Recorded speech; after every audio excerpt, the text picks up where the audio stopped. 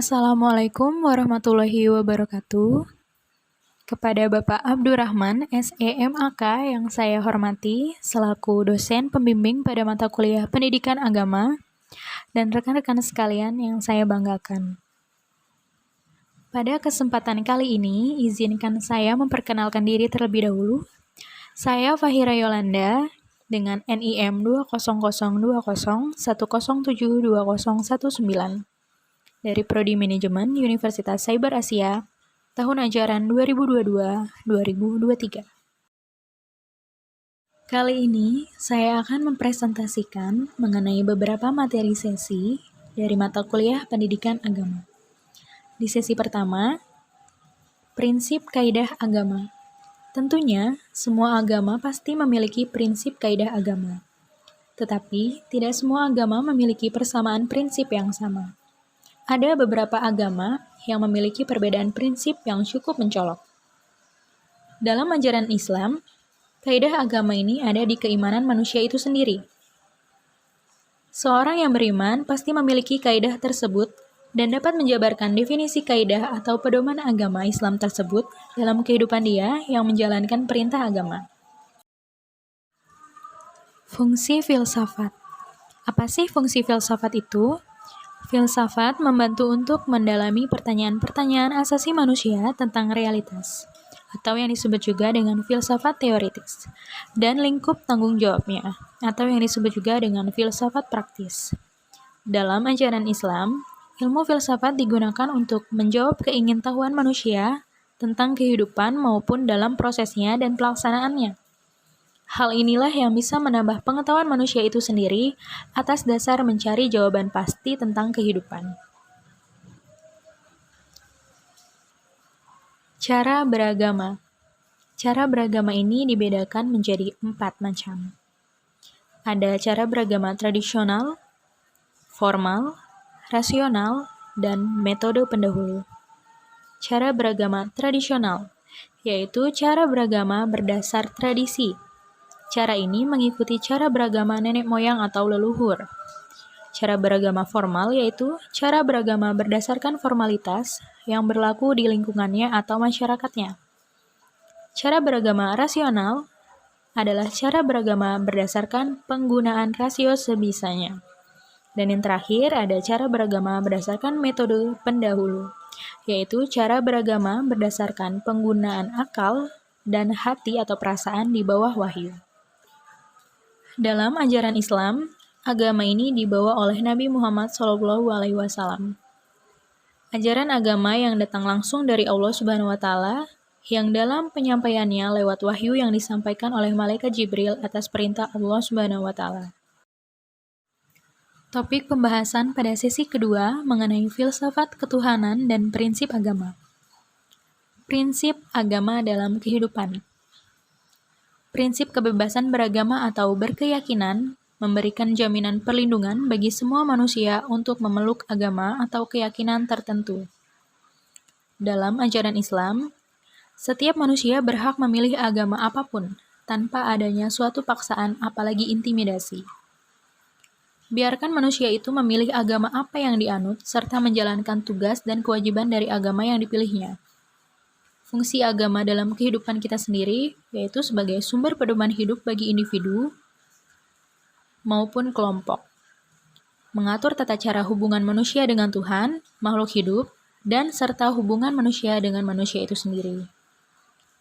Dalam ajaran Islam, fungsi agama ini selain juga sebagai fungsi dari itu semua, juga bisa membawa keberkahan hidup untuk mendapatkan ridhonya, yaitu ridho Allah Subhanahu wa Ta'ala, dalam menjalankan kehidupan di dunia dan nanti di akhirat.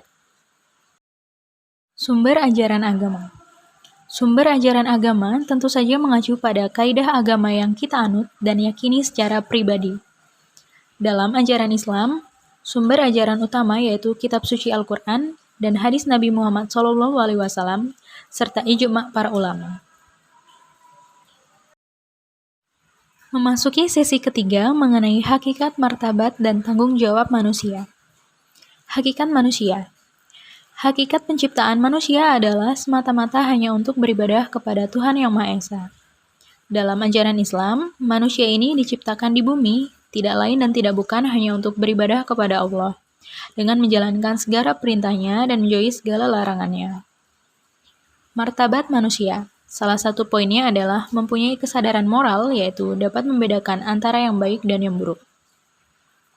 Dalam ajaran Islam, manusia mempunyai martabat yang lebih tinggi dibandingkan makhluk lainnya di bumi ini, karena telah diberikan akal dan pikiran, sehingga dalam menjalankan kehidupannya bisa membedakan dari semua jenis aktivitas yang dilakukannya. Tanggung jawab. Menjalankan aktivitas dengan berpedoman kepada ketentuan Tuhan Yang Maha Esa. Dalam ajaran Islam bahwa tanggung jawab itu merupakan hak langsung manusia kepada Allah Subhanahu wa taala tanpa ada batasan apapun. Jadi, setiap apa yang kita kerjakan di dunia ini akan bertanggung jawab nanti di hadapan Allah Subhanahu wa taala. Masuk ke dalam sesi 4 mengenai konsep kemanusiaan dari berbagai kitab suci. Kemanusiaan adalah sifat hakiki manusia yang membedakan manusia dengan makhluk lain. Pada dasarnya, yang membedakan manusia dengan makhluk-makhluk lain di bumi adalah martabat manusia, karena manusia memiliki kemanusiaan yang inheren. Dalam ajaran Islam, manusia terlahir sempurna, karena ciptaan Allah Subhanahu wa taala, tidak kurang satu apapun. Sehingga dalam memanusiakan makhluk di bumi ini sudah pasti tercermin dalam perilaku kita sehari-hari. Kemanusiaan adalah hukum. Asas kemanusiaan sebagai hukum. Dalam ajaran Islam bahwa asas kemanusiaan merupakan pertimbangan lain dalam menentukan hukum yang berlaku. Jadi bukan suatu hal yang mutlak. Hal ini mempertimbangkan sifat manusia yang saling tolong-menolong dan saling mengasihi sesama umat manusia. Sebagai asas atau prinsip hukum, maka kemanusiaan adalah hukum. Dalam ajaran Islam, hukum itu dibuat oleh Allah Subhanahu wa taala. Dan manusia hanya menjalankan atau menaati hukum-hukum tersebut tanpa membedakan. Masuk ke dalam sesi 5 mengenai kerukunan antar umat beragama. Apa sih hak beragama itu? Bahwa negara menjamin kemerdekaan tiap-tiap penduduk untuk memeluk agamanya masing-masing dan untuk beribadat menurut agamanya dan kepercayaannya itu. Dalam ajaran Islam menerangkan bahwa manusia dibebaskan memilih agama yang akan dipilihnya tanpa paksaan oleh siapapun, yang penting bertanggung jawab dengan Tuhannya. Di sini ada makna kerukunan beragama. Kerukunan umat beragama adalah keadaan hubungan sesama umat beragama yang dilandasi toleransi, saling pengertian, saling menghormati, menghargai kesetaraan dalam pengamalan ajaran agamanya, dan kerjasama dalam kehidupan bermasyarakat, berbangsa, dan bernegara. Dalam ajaran Islam, diajarkan untuk saling menghormati dan saling menghargai dengan sesama pemeluk agama lain, serta bekerja sama untuk menciptakan keadaan yang damai tanpa ada selisih paham di dalamnya. Tantangan umat keberagamaan, yaitu liberalisme dan radikalisme. Dalam ajaran Islam, banyak sekali keberagaman yang tercipta baik yang bisa diterima oleh masyarakat atau tidak. Bahkan ada pula yang menyimpang dari ajaran agama tersebut. Namun, balik lagi, tergantung dari sifat manusia itu sendiri bagaimana menerima ajaran tersebut. Memasuki sesi ke-6, yaitu mengenai konsep dasar sumber hukum agama. Bagi sebuah agama, sumber hukum adalah suatu hal yang sangat penting. Setiap agama pasti memiliki sumber hukum. Sumber hukum agama itu sendiri tujuannya untuk membimbing atau menjadi acuan setiap manusia dalam menjalankan apa yang diperintahkan Tuhan melalui agama yang dianut. Dalam ajaran Islam sudah jelas bahwa sumber hukum agama Islam hanya Al-Quran dan hadis Nabi Muhammad serta ijma' para ulama. Next, lanjut ke sesi 7, yaitu ilmu pengetahuan dan teknologi. Melihat dari dimensi sains dan teknologi, himpunan pengetahuan manusia tentang alam dan tata cara bagaimana cara memanfaatkan alam dengan penerapan sains di dalamnya. Dalam ajaran Islam, banyak sains dan teknologi yang tercipta didasari dari ajaran agama yang dikembangkan dan ditemukan oleh manusia karena perkembangan zaman.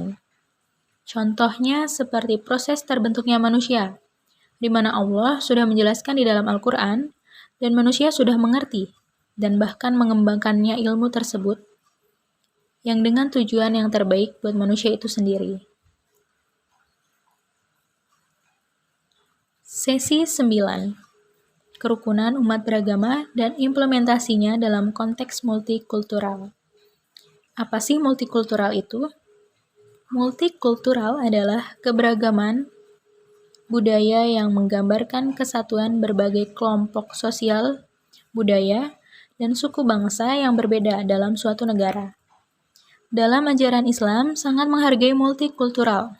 Contohnya, jika tiba waktu sholat, umat dari bangsa manapun, suku apapun, akan berjejer membentuk shaf untuk memulai sholat tanpa perlu diatur dan dibeda-bedakan tempat dan posisinya. Ini sudah sangat jelas sekali ya. Selanjutnya yaitu moderat beragama. Moderat beragama adalah cara pandang dalam beragama secara moderat, yakni memahami dan mengamalkan ajaran agama dengan tidak ekstrim, baik ekstrim kanan atau pemahaman agama yang sangat kaku, maupun ekstrim kiri, yaitu pemahaman agama yang sangat liberal. Dalam ajaran Islam, lebih memilih untuk menjalankan semua perintah Allah dan menjauhi semua larangan Allah dengan versi masing-masing yang dipahami yang sesuai kaidah hukum beragama Islam.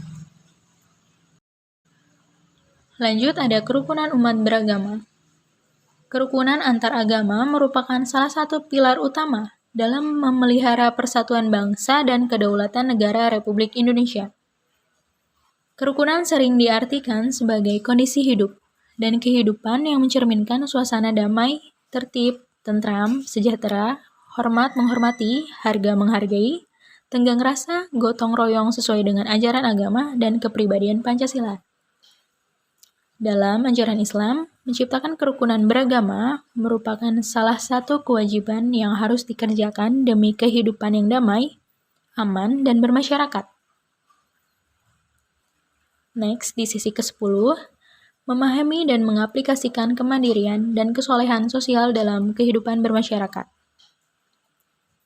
Kesolehan sosial menunjuk pada perilaku orang-orang yang sangat peduli dengan nilai-nilai Islami yang bersifat sosial.